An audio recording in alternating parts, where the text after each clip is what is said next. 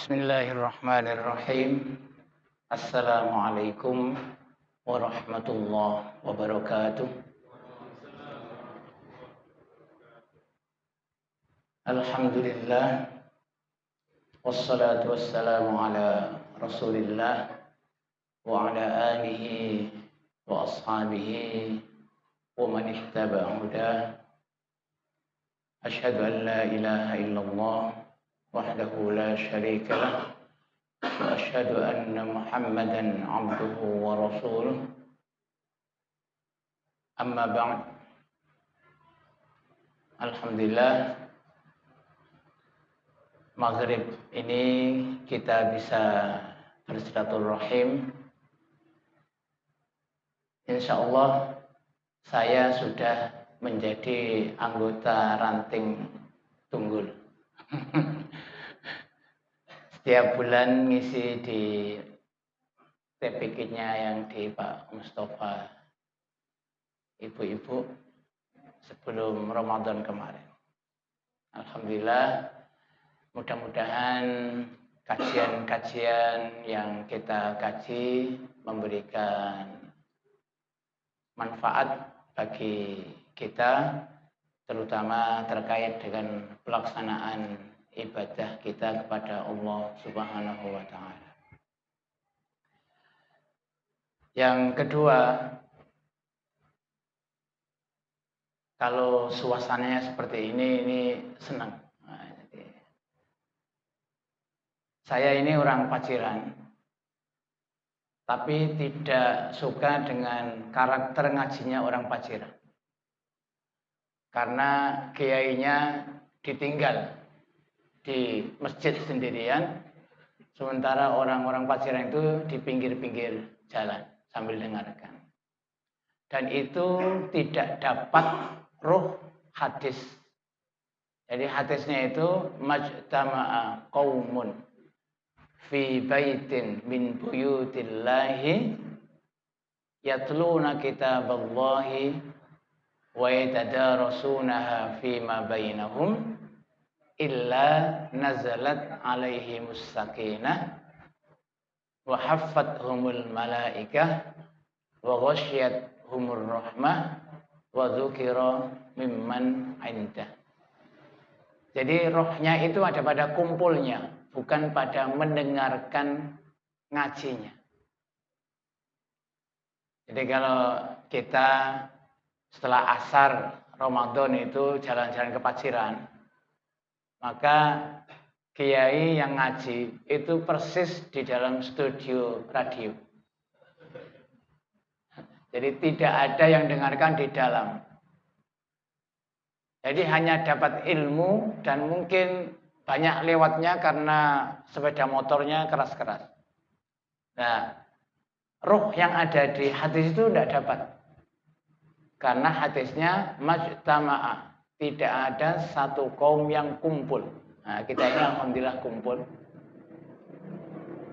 Maka kalau kita lihat kajian-kajian di TV itu pasti di depan gini ya. Itu saking banyaknya orangnya. Maka kita dapat ketenangan, as-sakinah.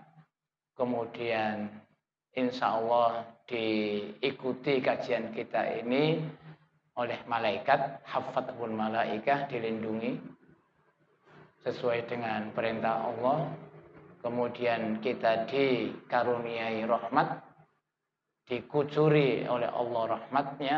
Kemudian kita yang ngaji dan kumpul ini insya Allah disebut nama kita di kalangan malaikat yang berada di arsy-Nya Allah. Nah, ini hikmah. Maka nanti kalau ada ngaji di mana-mana, jangan ambil soft yang paling belakang. Atau mencar sendiri, ngringakno ono omah, itu beda lagi semangatnya itu. Ini yang pertama. Yang kedua, kita mengharapkan, saya juga menganjurkan menisan diniati iktikaf. Nah, Jadi lumayan iktikaf sebelum maghrib sampai setelah isya. Jadi kita dapat iktikafnya, dapat sholat maghrib jamaahnya, dapat ngajinya, dapat sholat maghrib isya jamaahnya. Oke, terima kasih. Jadi diniati iktikaf. Menisani iktikaf itu ibadah mandiri. Tidak terkait dengan sholat. Maka barang siapa yang 5 menit saja masuk masjid atau musola dan niat untuk iktikaf, maka sudah dapat iktikafnya. Meskipun hanya 5 menit. Karena musola dan masjid itu digunakan salah satunya untuk iktikaf, bukan hanya untuk sholat. Maka kalau tadi belum punya keinginan untuk iktikaf, nah sekarang diniati untuk iktikaf sampai nanti setelah isya. Apalagi kalau kemudian nanti ada rapat ranting, maka iktikafnya lebih panjang lagi. Itu yang sering kita kaji terkait dengan sholat syuruk. Nah, kita kan sekarang lagi banyak sekali mendengar istilah-istilah perdebatan tentang sholat syuruk. Sholat syuruk itu sebenarnya sholat duha pada awal waktunya. Dan itu tidak terkait, itu terkait dengan iktikaf setelah sholat subuh sampai terbitnya matahari, terkait dengan sholat subuh berjamaah, dan terkait dengan sholat qobliyah subuh. Nah, maka ini termasuk hikmah Allah ini. Jadi Rasulullah memberikan gambaran bahwa tidak semua orang itu bisa melaksanakan ibadah haji ke tanah suci. Maka ayatnya walillahi 'alan nasi hajjul baiti man istata'a ilaihi sabila. Oleh karena itu dibuka lebar-lebar kesempatan bagi siapa saja umat Islam untuk mendapatkan nilai pahala seperti nilai umroh dan nilai haji. Salah satunya adalah dengan iktikaf sholat subuh berjamaah di musola atau di masjid, kemudian dilanjutkan dengan iktikaf di musola itu, tidak keluar dari musola atau masjid itu, kemudian nunggu sampai terbitnya matahari, biarkan matahari meninggi sedikit, kemudian di situ sholat duha 2 rakaat saja, maka Allah telah memberikan nilai pahala seperti pahalanya ibadah haji dan ibadah umrah. Jadi tidak usah pesimis dengan dibatalkannya haji tahun ini, tapi kita bisa meraih nilai yang hampir sama dengan itu. Ini masuk dalam kategori rahmat Allah pada kita. Maka kalau seandainya ada kajian pagi subuh, ya, saya mengusulkan cari hari libur untuk mayoritas orang, sehingga bisa sekali-kali mendapatkan kenikmatan nilai pahala haji. Nah, biasanya hari apa? Pagi, Jumat, waktunya libur ya? Enggak. Nah, waktunya libur. Yang guru-guru ngajar Jumatnya libur punya kesempatan untuk itu. Nah, yang tukang-tukang libur juga bisa gunakan kesempatan untuk itu sekali-kali. Dan banyak lagi kesempatan-kesempatan yang lain bagi kita untuk mendapatkan nilai yang banyak di sisi Allah Subhanahu wa taala. Maka kita juga sekarang iktikaf, kita juga ngaji, tidak usah diperdebatkan musola dan masjid. Kalau musola digunakan untuk sholat jamaah 5 waktu dan ada laki-lakinya, maka musola itu sudah layak untuk dijadikan tempat iktikaf di bulan Ramadan 10 hari terakhir. Nah, ini ada takmirnya, 10 hari Ramadan digerakkan iktikaf di musola Nurul Yamin. Nah, ini Nurul Iman, saya kira Nurul Iman, ternyata Nurul Yamin. Jadi banyak kesempatan. Jadi tidak usah diperdebatkan. Kalau di mazhab Syafi'i kan harus masjid yang digunakan untuk Jumat. Tapi mayoritas mazhab itu membolehkan tempat sholat 5 waktu untuk jamaah bisa digunakan untuk iktikaf. Termasuk iktikaf Ramadan 10 hari terakhir. Atau malam-malam ganjil saja. Ini yang kedua. Yang ketiga, saya juga mengusulkan ke khususnya Pak Win. Nah, kan ini kan kajian rutin. Maka kajian rutin saya usulkan ada target-target tertentu. Misalkan tafsir, ya mulai Alif Lam Mim sampai akhir. Malam apa, malam Sabtu apa, malam Ahad apa. Nanti bagian ibadah hukum, bagian sarafah, kemudian akhlak, mungkin yang sholihin, harus siapa. Jadi berurut, maka nanti kemudian 1 tahun ketika kita ngaji rutin bisa khatam 4 kitab.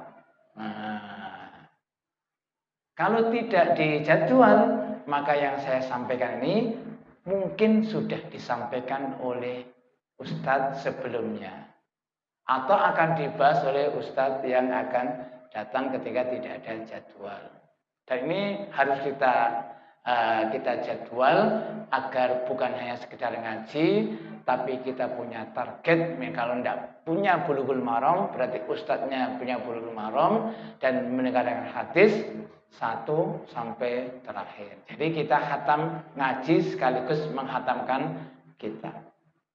Nah, oleh karena itu saya juga usul, maka saya mendapatkan bagian bab ibadah, tapi saya ingin mendekati dari ayat-ayat Al-Quran. Yang biasanya para mufassir itu kemudian mengambil istilah ayat-ayat ahkam. Ayat-ayat yang terkait dengan hukum ibadah praktis. Dan itu ada bukunya, ada tafsirnya, dan kita merujuk ke situ kebanyakan insya Allah. Meskipun kita tidak punya buku, kita punya kitab, tapi kajiannya insya Allah kita ambil yang global-global, tidak mendetail, yang penting bermanfaat untuk kita pribadi dalam menjalankan ibadah-ibadah kepada Allah Subhanahu wa Ta'ala. Oleh karena itu pada malam hari ini kita mulai dari prinsip syariah ketika mewajibkan ibadah kepada kita. Ada prinsip-prinsip ibadah, ada prinsip-prinsip syariah dalam menentukan ibadah bagi kita umat Islam. Ayat pertama di Al-Quran yang merintahkan, yang berisi perintah ibadah, itu ada di surat pertama. Jadi perintah pertama dalam Al-Quran itu adalah perintah ibadah. Ya ayyuhan nasu ubudu rabbakumul ladzi khalaqakum walladzina min qablikum la'allakum tattaqun. Jadi ini perintah pertama di dalam Al-Quran. Dan insya Allah sesuai dengan ayat tujuan daripada Allah menciptakan kita, makhluk ini adalah untuk tujuan ibadah. Wa ma khalaqtul jinna wal insa illa liya'buduni. Kalau kemudian kita kaji ayat sebelumnya, 20 ayat sebelum perintah ya ayyuhan nasu ubudu, wahai manusia semuanya, sembahlah Tuhanmu, Rabbakumul ladzi khalaqakum, yang menciptakanmu dan yang menciptakan orang sebelum kamu. kita akan mendapati ada 3 kelompok di situ. Jadi ayat 20 ayat pertama itu adalah belum ada perintah sama sekali. Allah baru menceritakan bahwa di dalam komunitas kita ini minimal atau maksimalnya itu ada 3 kelompok. Kalau pakai bahasa Al-Quran ada al-muttaqin, ada al-kafirin, dan ada al-munafikin. Jadi ayat pertama sampai ayat 5 itu berbicara tentang orang-orang iman. Orang-orang yang beriman. Ayat ke-6 sampai ayat ke-7, 2 ayat saja berbicara tentang orang-orang kafir. Dan ayat ke-8 sampai ayat ke-20 itu berbicara tentang orang-orang munafik. Semuanya, baik orang yang beriman atau orang yang kafir atau orang yang munafik, semua dipanggil jadi satu untuk melakukan ibadah kepada Allah. Maka ibadah itu baik secara global maupun secara khusus kayak sholat dan puasa sebenarnya diwajibkan untuk semua manusia, bukan diwajibkan hanya untuk orang-orang yang beriman saja. Jadi ibadah itu puasa meskipun ayatnya ya ayyuhalladzina amanu kutiba alaikumussyam. Salat meskipun ayatnya ya ayyuhalladzina amanu idza qumtum ilas shalah, maka sebenarnya itu tidak hanya diperintahkan, diwajibkan kepada orang-orang yang beriman saja, tapi semuanya termasuk orang kafir juga terkena kewajiban untuk menjalankan puasa dan untuk menjalankan sholat.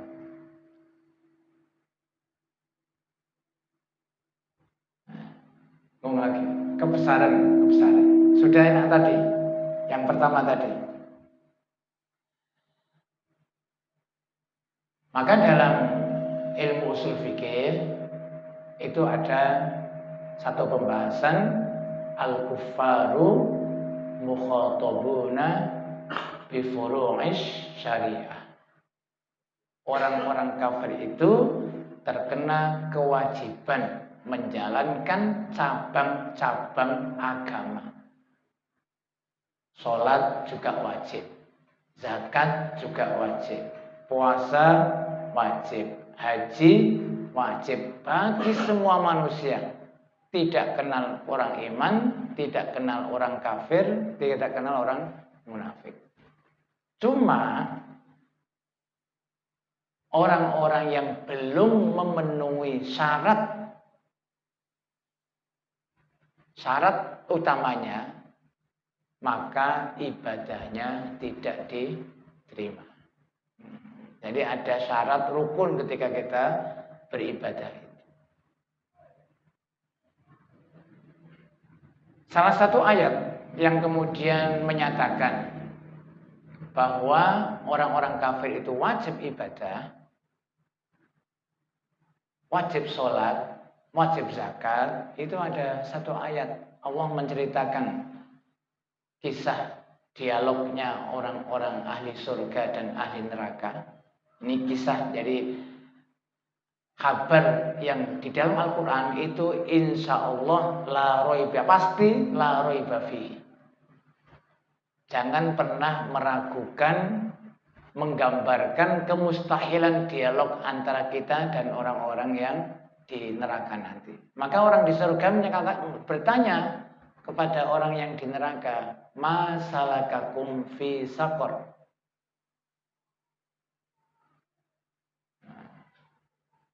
Illa ashabul yamin fi jannatin yatasaalun anil mujrimin ma salakakum fi saqar. Jadi kita nanti mudah-mudahan masuk surga dan akan saling bertanya tentang orang-orang kafir al-mujrim.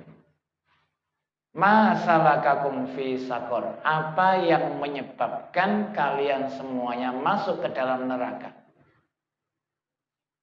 Mereka menjawab, qalu lam naku minal musalli. Mereka menjawab, kami termasuk orang-orang yang tidak melaksanakan sholat. Walam naku nut'imul miskin. Dan kami juga tidak termasuk orang-orang yang memberi makan atau menganjurkan orang lain untuk memperhatikan nasib orang-orang miskin. Wa kunna nakhudu ma'al khaidin, dan kami termasuk orang yang ngawur ketika berbicara tentang agama. Jadi ini, maka tapi ada catatannya. Kenapa yang kemudian disebutkan hanya sholat? Qalu lam naku minal musallin, artinya bahwa sholat itu ibadah yang paling utama yang tidak pernah bisa digantikan oleh siapapun dan dengan tebusan apapun. Ini yang perlu diperhatikan. Kadang-kadang kita banyak anak-anak muda itu yang kemudian meremehkan bab ini. Saya punya tetangga lulusan pesantren, juga subuhnya lewat, kadang-kadang jumatannya lewat, padahal lulusan pesantren. Soalnya di sekitar Paciran, di kecamatan Paciran.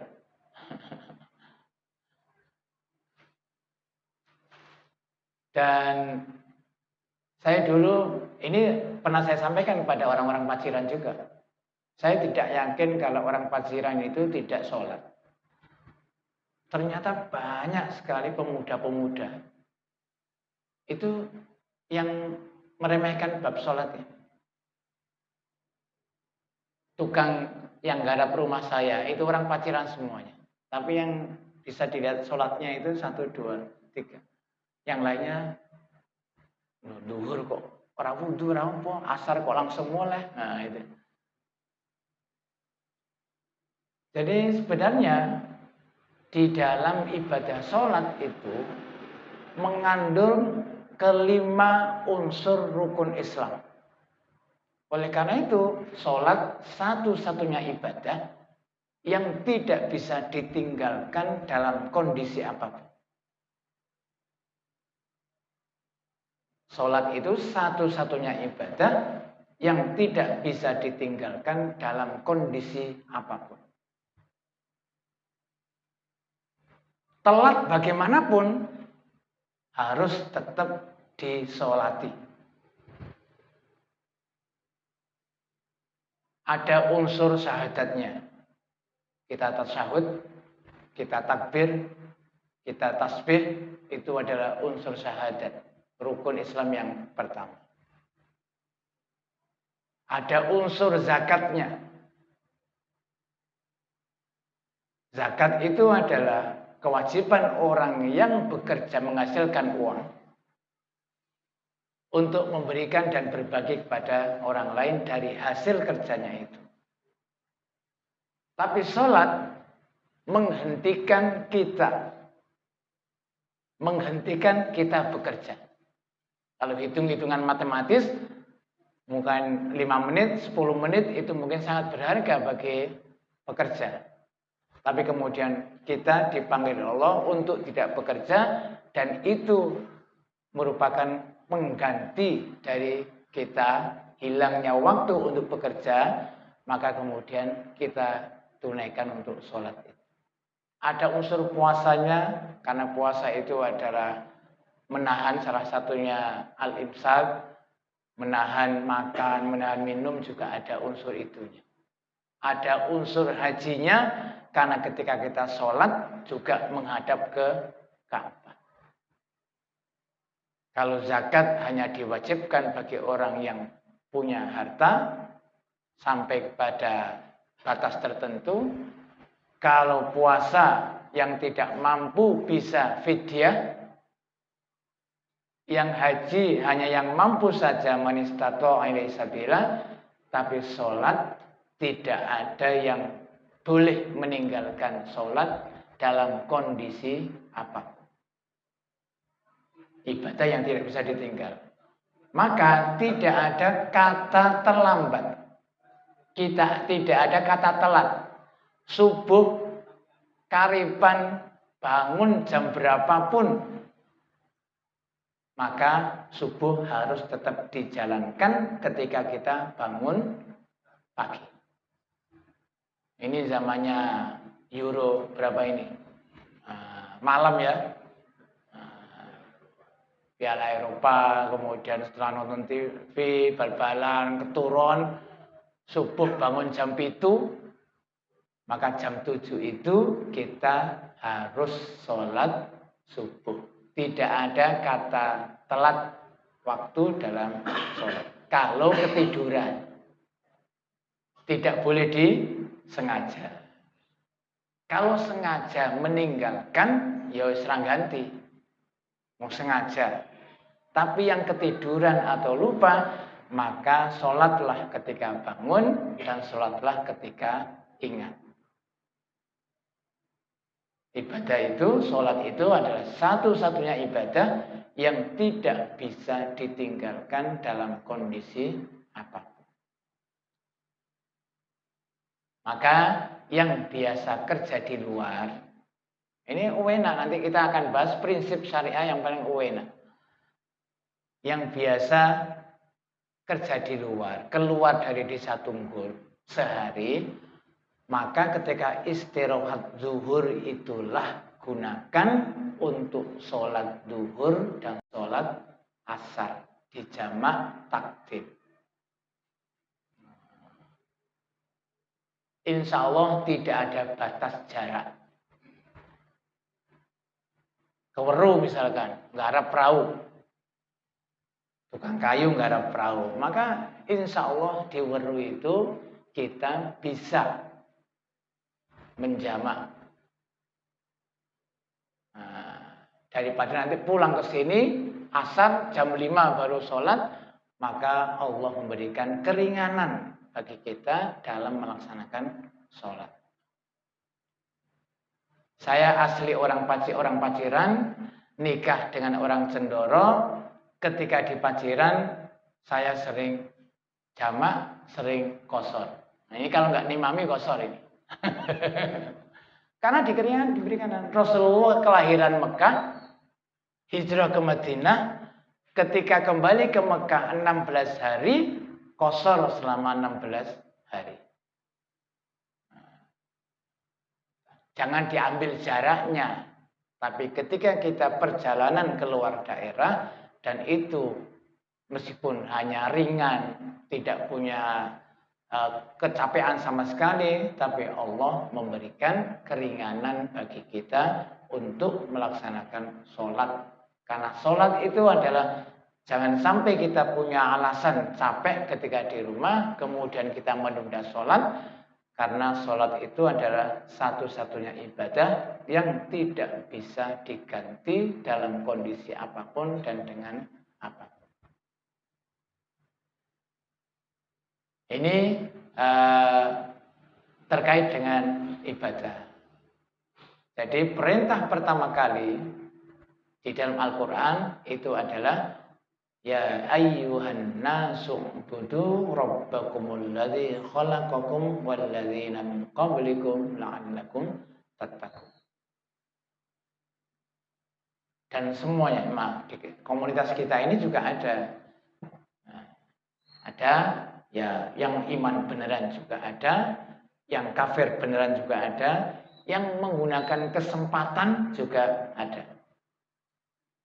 Mungkin ketika bangun musola ini, pokoknya semua kegiatan itu pasti ada 3 orang. Ada yang tidak setuju bangun musola, ada yang setuju, ada yang ambil kesempatan. Ada yang tidak setuju bangun madrasah, ada yang setuju bangun madrasah, ada yang ambil kesempatan. Kalau saya gunakan ayat summa aurasnal kitabal summa aurasnal kitaba 'alal ladzina istafaina min ibadina faminhum zalimun li nafsihi wa minhum muqtasid wa minhum sabiqun bil khairat, itu juga 3 komunitas. Ada zalimul nafsi, identik dengan orang kafir. Ada muqtasid, itu yang biasa-biasa saja, yang kemudian dalam prakteknya ini banyak yang mengambil kesempatan, mengambil keuntungan, atau kemudian menggunting di dalam lipatan. Ada yang ketiga, sabiqun khairat, ya orang-orang yang beriman. Hampir semuanya ada. Maka baik yang satu, yang kelompok dua, yang kelompok tiga, semuanya dikenakan kewajiban untuk beribadah kepada Allah Subhanahu wa taala. Nah, prinsip ibadah dalam Islam ada beberapa ulama yang menyebutkan 3, tapi kemudian ada yang melebarkan menjadi 5, 6 dan lain sebagainya. Tapi kita ambil yang penting-penting. Pertama, ada istilah rukun dalam beribadah. Rukun dalam setiap perbuatan ibadah. Ulama sering menyebutkan dengan istilah ikhlas. Ini syarat mutlak diterima dan tidaknya ibadah kita. Ikhlas apa tidak? Kita kadang-kadang bosan mendengarkan ini. Bendino kok ikhlas ya. Tapi banyak juga yang kemudian tidak mau dinasehati, tidak mau diberi masukan, dan tetap melakukan perbuatannya seperti itu. Seperti contohnya gini. Jadi secara gamblang, ikhlas itu adalah lakukan dan lupakan. Itu secara gampang, definisi paling mudah. Ikhlas itu adalah kita melakukan, setelah itu kita melupakan. Contohnya gini, sholat malam. Sholat malam itu ibadah, harusnya ibadah yang paling privasi. Hadisnya menunjukkan itu. Wasallu bil-laili wan nasu niyam. Sholatlah malam dan manusia tidur semuanya. Harusnya tidak boleh ada yang tahu ketika kita sholat malam. Tapi kemudian banyak teman-teman yang memberi clue, memberi kata kunci kepada orang lain, dan itu merupakan pemberitahuan bahwa dia telah melakukan sholat malam. Misalkan di grup WA, pimpinan ranting. Kemudian malam-malam jam 3, jam 1 nge-share. Aqimis sholata wa minal laili fatahajjad. Ayo kita sholat tahajud mumpung masih diberi. Itu clue yang mengurangi nilai keikhlasan kita, karena orang tidak semuanya akan mau menanggapi tulisan kita itu macam-macam. Ini sholat malam ya, kondo-kondo. Termasuk puasa. Puasa itu harusnya hanya kita dan Allah yang tahu. Maka tidak perlu memberitahu kita puasa Syawal, tidak perlu memberitahu orang lain. Ada yang satu di grup itu tiap hari 30 hari memberitahu, mari kita sholat tahajud, mari kita sahur untuk puasa Syawal selama 30 hari. Padahal puasa Syawal kan cuma 6 hari.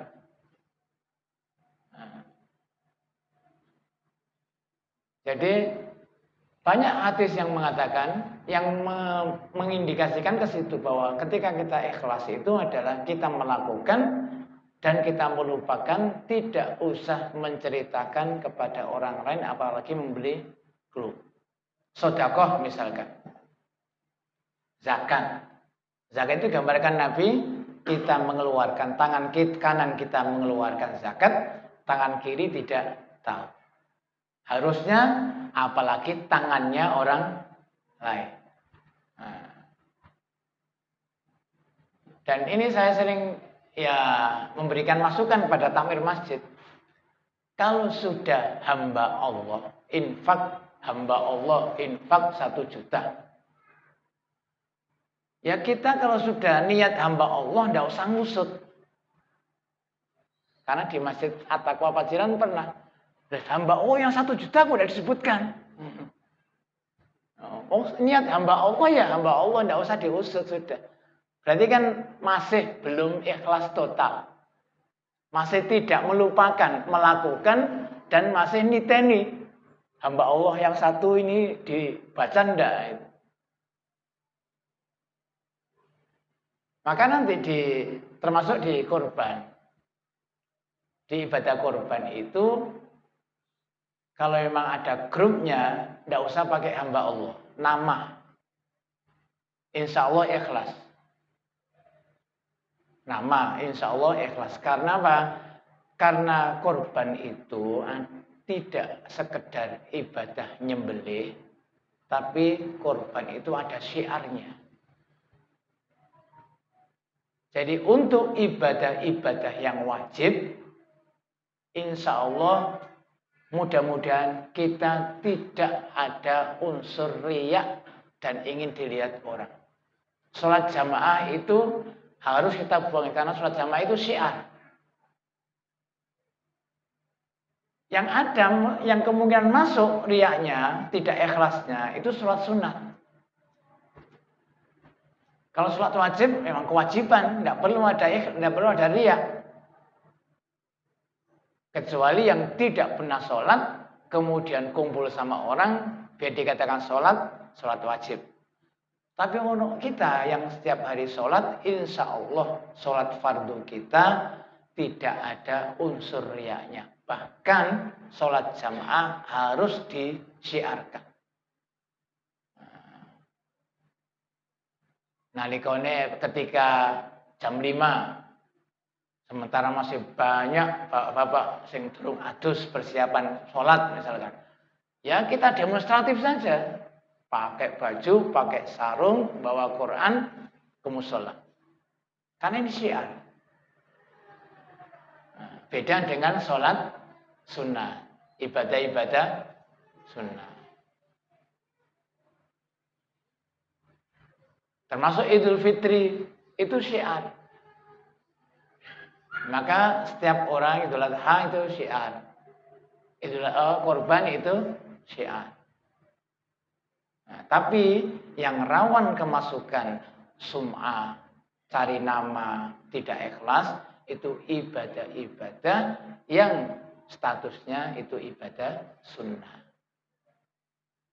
Nek sholat dewenan, coba percepatan. Nek sholat sunat nuk kene tuwa.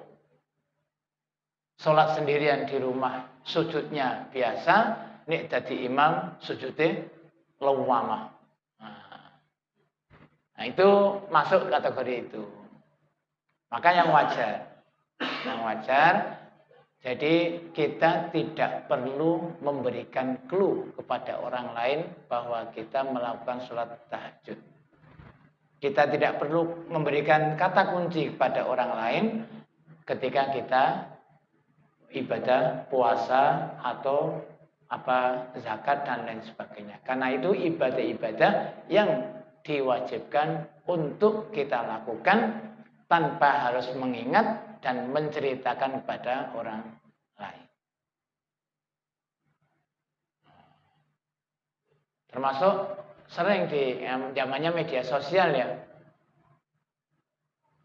Alhamdulillah pakai pose selfie, kemudian depannya di belakangnya ada Ka'bah, kemudian setelah tawaf angkat tangan, Ka'bah, alhamdulillah selesai menjalankan tawaf. Ini tidak perlu, ini mengurangi nilai.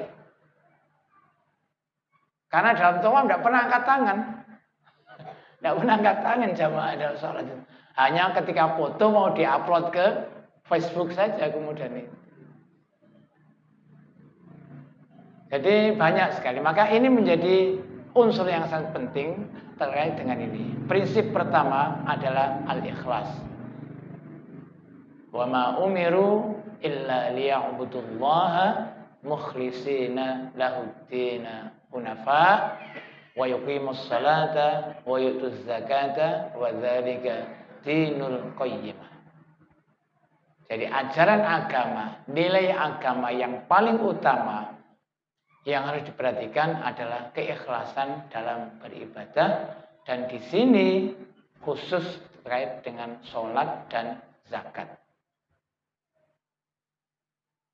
Ini yang kedua. Prinsip yang kedua adalah mutaba'ah. Istilahnya seperti itu. Harus sesuai dengan tuntunan.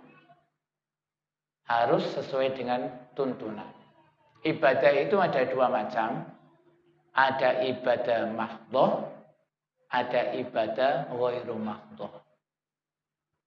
Ada ibadah ma'qulatul makna, ada ibadah ghairu ma'qulatil makna. Ibadah mahdhah kita terima apa adanya dan kita tidak boleh inovasi. Tidak boleh kreatif dalam ibadah mahdhah. Kita terima apa adanya dari Rasulullah.